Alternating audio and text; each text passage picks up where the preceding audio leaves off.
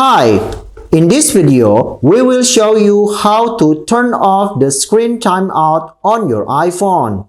If you find that your iPhone screen turned off too quickly and you want to keep it on, you can adjust the screen timeout settings. How to do it? Open Setting on your iPhone and then tap on Display and Brightness. After that, you scroll down and select Auto Lock.